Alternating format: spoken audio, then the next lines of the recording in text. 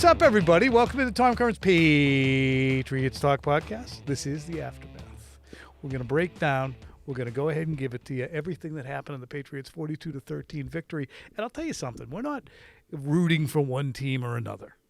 Okay? We're objective chroniclers of what happens with the football team that plays locally.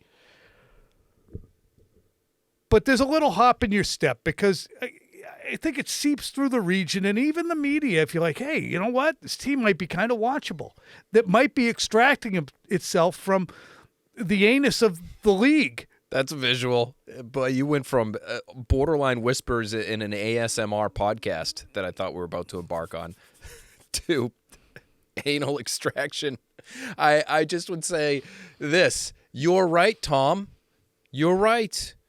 When the team that we cover plays well and generates interest and generates buzz, that is good for us. It is not only good for business, but it makes our jobs easier in some way because it's not, you don't just hit the same note over and over and over and over again, which is what we've been doing for a fairly consistent basis over the course of the last, 4 or 5 years? Well, yeah, with occasional forays into Mac Jones is good. Mostly negative. But it also buttresses our claims here and there that, for instance, me saying this might be a good team. Tom, are you trying to say it's a good team? They beat the worst team in the league? No, I'm not trying to say it's a good team. But this is what you need to do against a bad team. And you people who are loyal listeners and followers of this podcast with Phil and I know that I said the other day, look, if you want to stop being a bad team, you have to be first the worst of the best of the worst. And this shows a separation between a bad Panthers team and a still bad Patriots team because they're bad until proven otherwise. And so far they have lost to a Raiders team that's on par with them.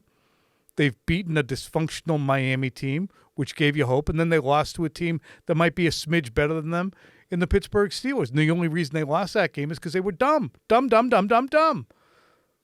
But this is what you need to do against a bad team. 6 touchdowns. They're up 28-6 by halftime. No turnovers. The next step is beating a legitimately good team. Until then, caving in the heads of the Panthers is going to suffice. Yeah, you're not going to go ahead and say, well, because the Panthers beat the Falcons 30-0 and the Falcons beat the Commanders today 34-27, the ipso facto, the Patriots must be better than a Washington team that just went to the NFC Championship game 6 months ago. You could do that, but that's not what you're going to do. No, you'd be a donkey if you did. That would be silly to do that. So, yes, I'm with you. And I might even be more willing than you to say that, no, they're not in the bad category. I'm going to go with the old Bill Parcells. You are what your record says you are. You're 2-2. 500 teams, to me, are mediocre teams in the NFL, if you can get to season's end being about 500. So they're on pace to be a mediocre team. They're going to have letdowns. They're going to have bad days like they did against the Steelers, and they're going to have good days like they did today against a really bad Panthers team. So can you mitigate the bad ones, and can you play well when you're not caving in the faces of your opponent? They were allowed to be a front-running team today, Tom. They were allowed to be a cleanly operation today because they had a nice cushy lead and they could just play it smart and not get themselves into any sort of bind on the field. And so good for them. Can you do those things when it's a close game? Can you do those things when you're behind? And so that to me is what we're still waiting to see and why you might have them at the top of the bad team tier. Yeah, there's 1 through 8.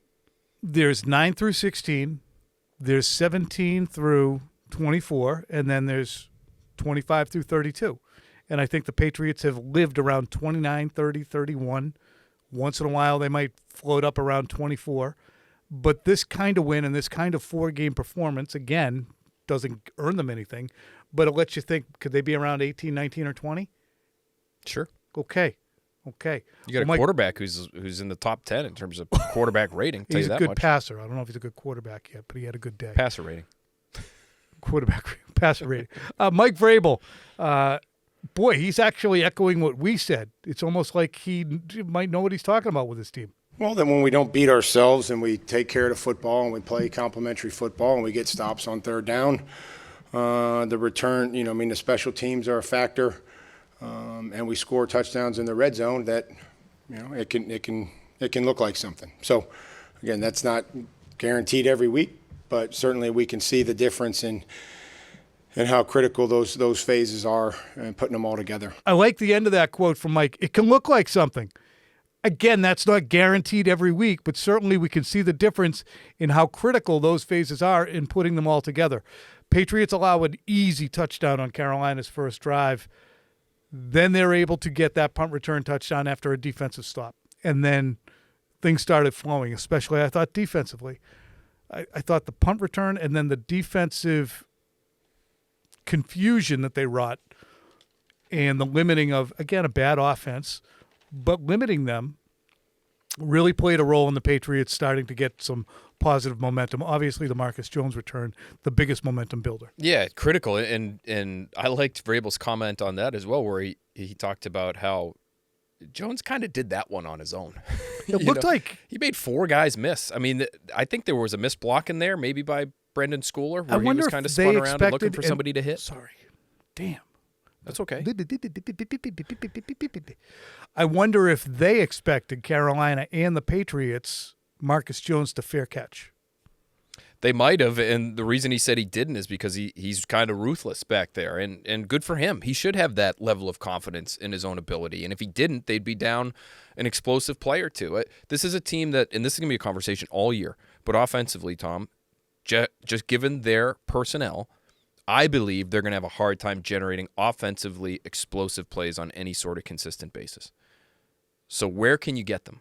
Where can you get the plays that give you short fields, where you don't have to put together 15, 16, 17 play drives to go down and just finish with a field goal, potentially? Okay, well, you might get those every once in a while on offense. If they can get them on a relatively consistent basis on special teams, that's found money. You might get some on the defensive side, too. Yeah, they had a strip sack last week that ended up getting called back because of an Alex Austin penalty, but deep in Pittsburgh territory, they don't fall on it.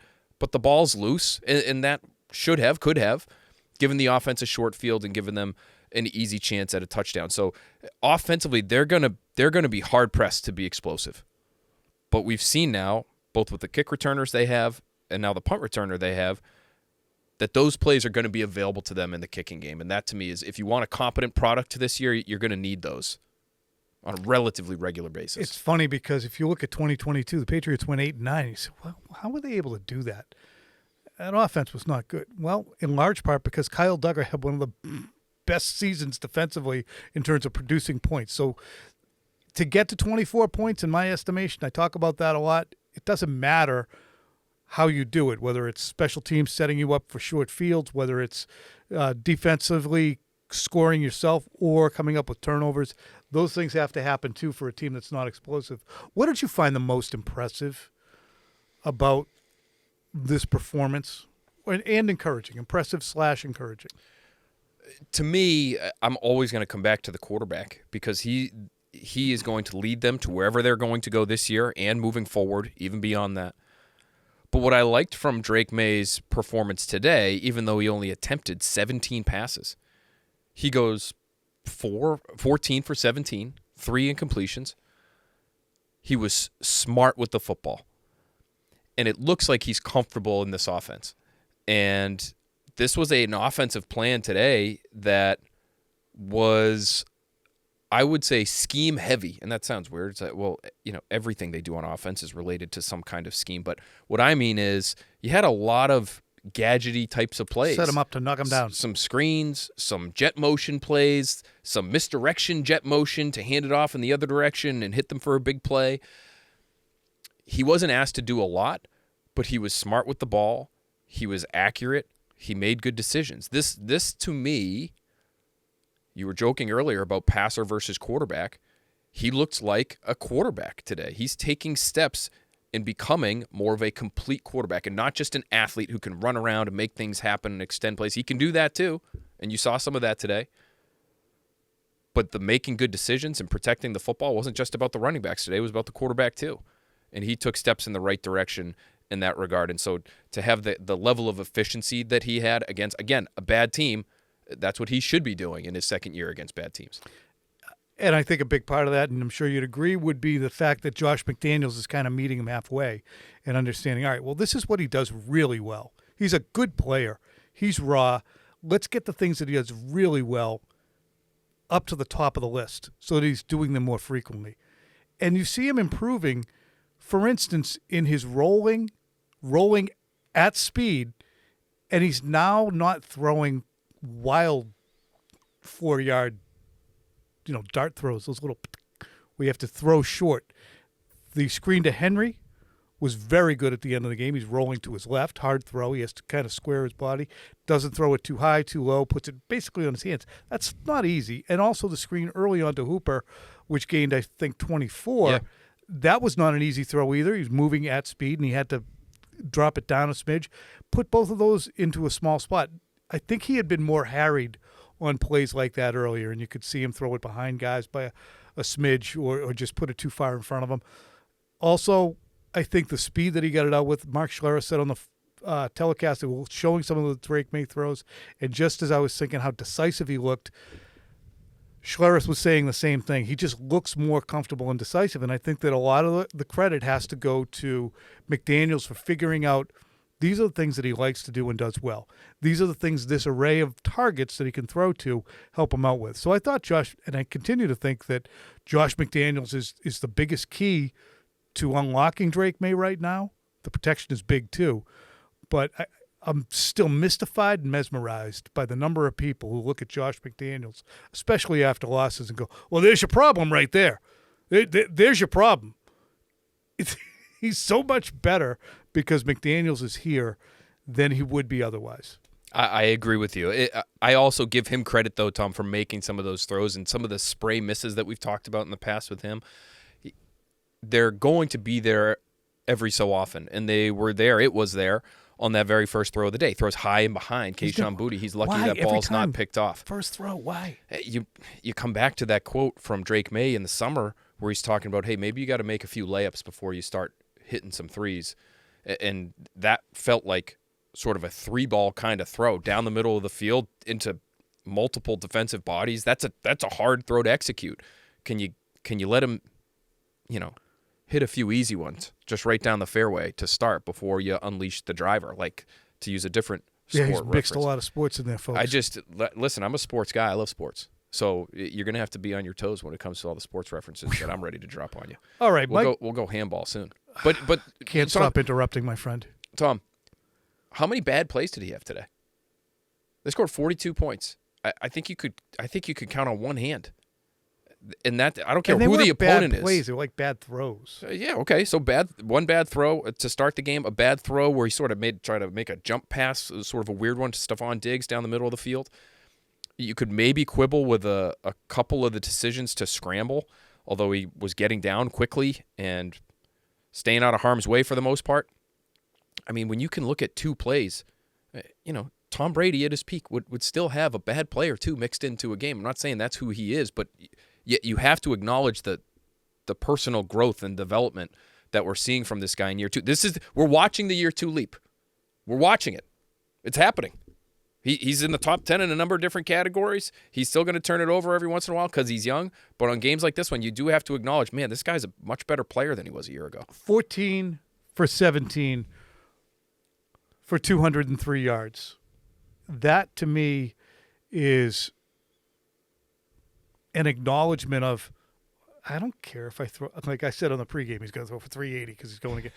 But because there's going to be a day when he does that. There should be a day when he's throwing for 4,500 yards if the team matures in a particular way. Plus, if they start trailing games, they got ahead so far. But one would think, just based on what little we know of him, and I don't know him really worth jack shit as a kid, just at the podium, how he portrays himself, I'm guessing that he's happy with 14 for 17 for 203 and says, I don't need to. I can score 14 points in the game and we win by 20 if you're going to mix in a basketball reference there. How's that? So he had a 14-point game. He's their leading scorer. He had 14.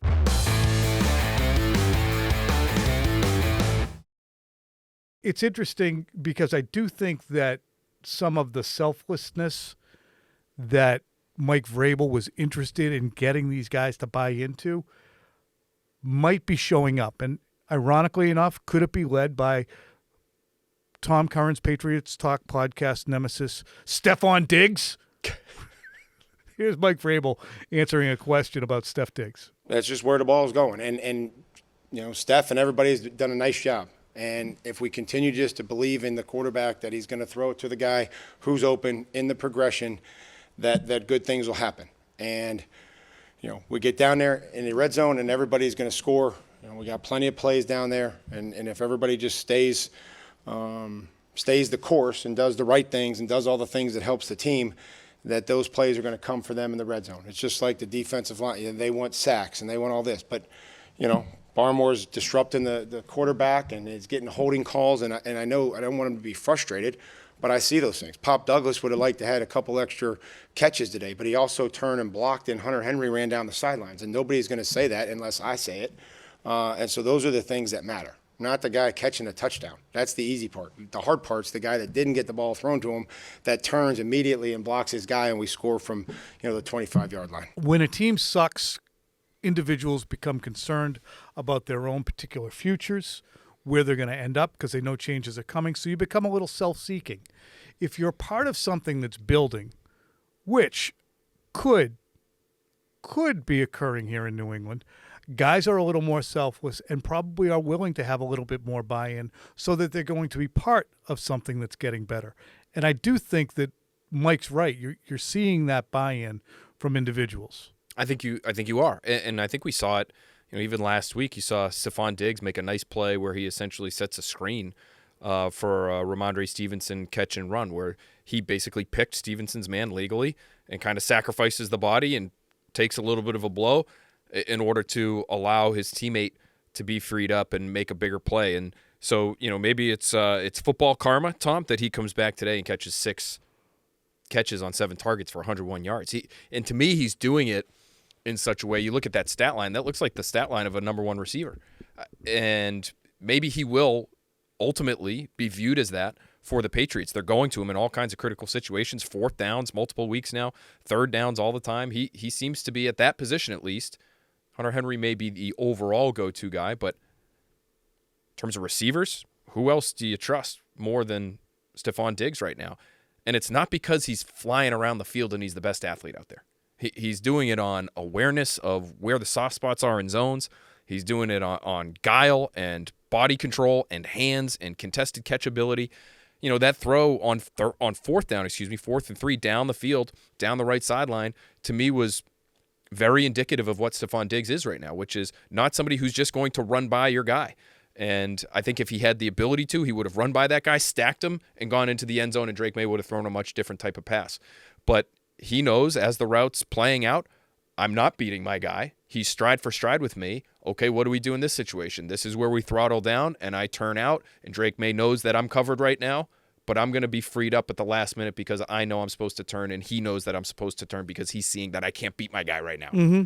So if you can win like that and you can do it on a consistent basis, good for you. That's incredibly valuable. He's just, to me, he's not going to be that next level physical specimen at that position, but he's going to be smart and he'll be tough, and you'll feel good about going to him in critical situations, which is maybe just as valuable as having those amazing physical skills. I don't think he's going to reinvent himself as Anquan Boldin, because Anquan Boldin, Ravens version, was incredible. But if you can get an Anquan Boldin facsimile to, as Maye develops, to say, I'm going to try and find Diggs here. He's probably not going to be open, but if I go to him, he's going to be where I expect him to. He'll find himself, if I scan for 8 in the general area that he'll be, if I'm going against zone, he'll be sitting down and going at a pace that I can find, as opposed to somebody not sitting down. I mean, his pacing is good, and he's already got the footwork. I mean, we watched it during camp, and we heard his teammates, who are at this point probably physically faster, and maybe Diggs will get fast again as he recovers from the ACL. But the footwork, the technical aspects of being a receiver, they're not going to go away. So to me, it's vitally helpful. And if his 2 best, most reliable players are Hunter Henry and Stefon Diggs, You could do worse. And I would say this, too. I don't look at the other guys as unreliable. I think Booty's pretty reliable. If you throw a ball to Booty on 3rd and 6 and it's incomplete, I wouldn't say, what the hell are you throwing it to him for? Or Hooper or Mac Hollins. It's been so really lean right now throwing it to Demario Douglas. I would say, maybe get him going a little bit before you throw it to him. No targets for Douglas today, meanwhile. But there's more to that story. What do you need to see against Buffalo? Patriots are playing in primetime next week. It's nice for the team to be efficient and Drake Maye to be efficient, but he's been efficient in 2 games and he's been semi-disastrous in 2 games. This is the first game the team as a whole has been completely efficient, and they win by 29. Buffalo is going to be a stressor for them. They're going to defensively put May in a different level of strain, and they're going to be a threat to score every time, so they're going to stress the defense in a way Bryce Young wasn't able to. What do you need to see from the Patriots against Buffalo? I would need to see them be an annoyance. I think that's the role you can play going into Buffalo on Sunday Night Football. It can be a moral victory week? I think this could certainly be a moral victory week. Right. Yeah, I mean, I'm not a huge fan of those, but isn't this the exact moral victory spot if you were looking for them?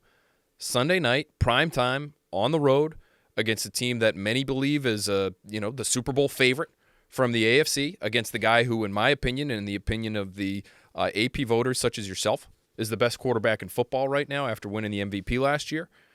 All they do is score 30 points. They score 30 points every week. And it feels like, they don't have a ton in the way of overly impressive weaponry, but that guy is so good. Josh Allen is so good, and the defense is good enough. They're near the middle of the pack in just about every major statistical category on the defensive side. You just need to be an annoyance. You need to keep it close. You need to bug them. You need to scare them a little bit. And I think they might be able to do that, Tom. They haven't played many great teams. Lately, it's been the Jets, the Dolphins, and the Saints, who everyone thought they're 0-4. Everyone thought that would be the worst team in football coming into the season. But the Dolphins we know are a mess. The Jets aren't a good team. So is there any way, you might see a Bills team that's been lulled to sleep a bit over the course of the last almost month? And now you see a Patriots team that's riding high, so to speak, relative to where they are typically riding. And they come in and they give them a little bit of a scare. I mean, Patriots do have best of the worst of the best potential. You look at around the NFL right now, Jets 0-3, Miami 0-3, and some of these things haven't been updated, nor have teams played. Cleveland, Houston, can you make the case? You could. Houston's 1-3. Jacksonville's 2-1. Could you make that case? Tennessee. I mean, that's 6 teams right there. Vegas, you lost to them. You can't pretend you're better than them. But the Giants, and you see the Patriots will. Chicago 1-2. Carolina, New Orleans. Arizona, I don't know if they're better than Arizona. But that's 10 teams.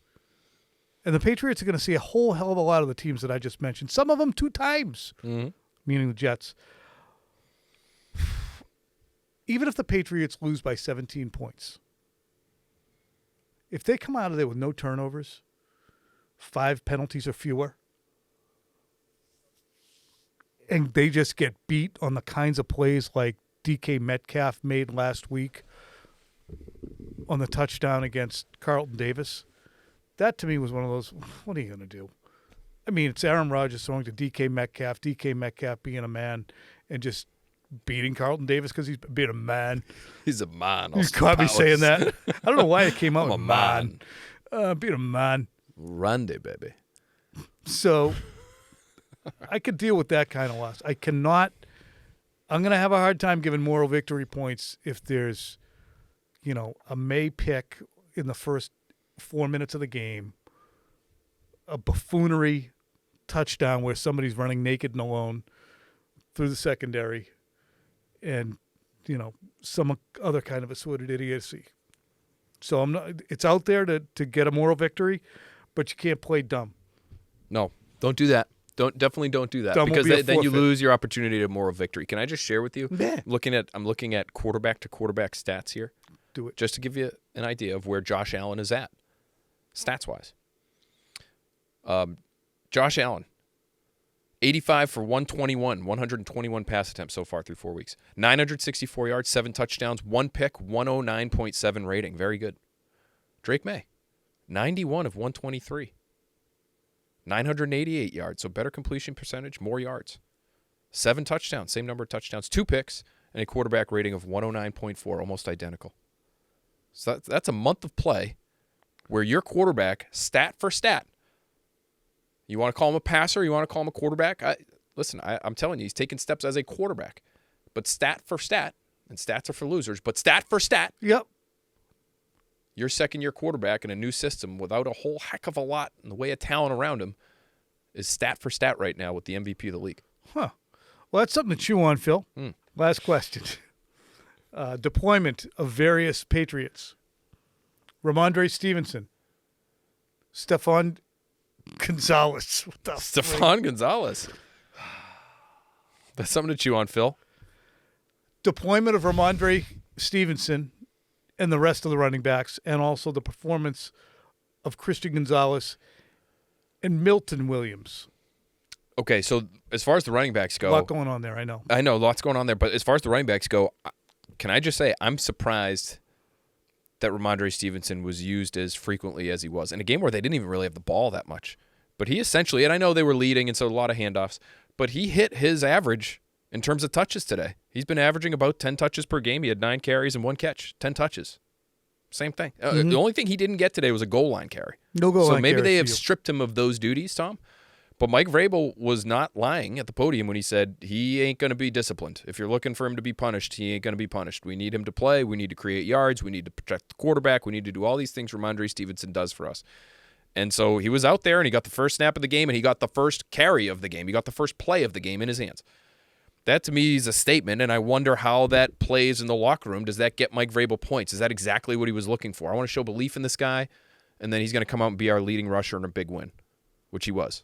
That to me it's just an interesting dynamic. It's not what I would have expected or what I would have done, not that anybody cares. But that's an interesting dynamic that I bet if you asked Mike Vrabel and you gave him truth serum, he said that's exactly what we were hoping would happen today. Now, Travion Henderson, his usage was up too. He got 9 touches, and he did get a goal line carry, and I liked the way he actually carried the ball between the tackles today. I thought he showed some patience. I think if you're just doing it based on merit through 4 games, I would say the arrow should be pointing up on the rookie, and maybe that would mean fewer opportunities for Rhamondre Stevenson, but I'm not sure they're going to go that route. They seem to give a package of plays in a real concerted effort to get the ball to Travion Henderson. Basically, we're giving them this drive, and they did that, and they featured him. Phil will break down the different formations, pony and all that stuff, but Love that. doing that. Pony. Gonzalez, deployment, conversation. We both kind of said them pregame. I bet they're going to use him a ton. They did. They did. He played, it looked like basically the whole game. And I thought the first target, he looked a little shaky. It just looked like his transition, put his foot in the ground, coming up on a receiver like Tet McMillan on a comeback route on the outside. It just looked a little dicey, like he's got some rust to shake off, which would be the expectation. But from there on out, outside of maybe one other run play where we both saw that and looked like he got caught inside, he kind of gave up an edge, as did Keon White on the same play. And they ended up picking up a nice gain around the left edge. Outside of that, I thought he was fine, and McMillan didn't kill them, and they sort of shared responsibilities on McMillan. Carlton Davis and Christian Gonzalez did. But good sign that he's out there, Tom. I mean, you're avoiding penalties that may have come from having to play Alex Austin. You're still getting penalties from Carlton Davis. But you may have avoided whoever the backup was and whatever letdowns he would have had by having him out there. And I don't think it's much of a coincidence, although the Panthers stink, which we told you. Talked about it. But how many explosive plays did Carolina pick up today? Outside of that first drive, I don't know did they have any in meaningful minutes today? And the Patriots have been one of the worst teams in football in terms of allowing explosive plays. So you get that guy back on the field, and he changes a lot. That's another terrific point by Phil. I think we can all acknowledge that. Finally, Milton Williams, havoc wreaker, a wreaker of havoc. He continues to be worth the money, and I think that Gonzalez on the back end and the explosive plays not yielded, it was helpful to have I'm not going to start over and tell the producer, my guy Adam Jay-Z, to restart this because I want people to understand how an older gentleman, hungry and tired from talking a lot, working in real time, might have just a brain shutdown. Let's start it again. Rev it up. I saw Rev that it up. happen. So you saw my eyes close. The wheels, they just stopped. They just got, every once in a while it gets a little gunky up there. Same for me. We're in this thing together, man. Milton Williams wreaking havoc up front causes quarterbacks to have to move around and try and find someone available. With lesser cornerbacks on the field, they might be able to find them more readily. With two better than decent cornerbacks like Carlton Davis and Christian Gonzalez on the field, harder to find those guys. That's the hand-in-glove operation that you should be able to see. Well, why didn't that happen earlier in the year? It wasn't all Gonzalez, was it? No. But these guys, they take some time defensively to get used to working with each other. How many times have you heard Brian Scalabrine on a Celtics broadcast scream about somebody not rotating down to the dunker spot? Usually he'll blame Peyton Pritchard. Peyton Pritchard was blamed for everything in his first couple years. But there's communication lapses that have to exist or be eliminated on defense, and that's happening. Clearly a little tired over here. That was a really nice job by you. Way to power through. That had a little bit of haiku pacing at the beginning there. Thank you. Christian Gonzalez on the field. Milton Williams on the front. Together they work in tandem to wreak havoc. And on that note, I want to give a shout-out to the folks at Exodus Bagels Yes. in Roslindale. Yes. They provided us right after our pregame show with delicious assorted bagels. They also brought over some of the most exotic and delicious cream cheese to go with it. Oh. And I'm not a big bagel and cream cheese guy. I'm going to get usually just a sausage, egg, and cheese, call it a day.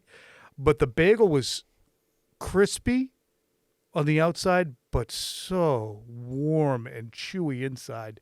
Delicious. I don't know if they're supposed to be. I'm not a bagel guy, but it was delicious. I put the bacon spread on. Then I put the roast beef on. Yep. Then I put 2 slices of American cheese on. And my God, as Michael Hawley would say, my God, it was so good. So good. I had the cream cheese with a little bit of horseradish in there, Tom. So you throw that on a roast beef sandwich on a plain bagel. Woo, doggies. Delicious. Fantastic. Thank you, Exodus Bagels. Thank you, Exodus Bagels. Again, that's in Roslindale. Check it out. Check it out, yo. And you guys can check us out as the week goes along. You'll have the breakdown tomorrow. That's Phil and Ted Johnson. Breakdown. Go ahead. They're going to give it to you. And then Quick Slants is on Thursday night. You'll see Tom Curran's Patriots Talk podcast. That'll be on linear. That's what we call television on Tuesday night. Early edition throughout the week, of course, and Boston Sports Tonight. Join us for all of it, won't you? Next Pat's podcast, too. Friday.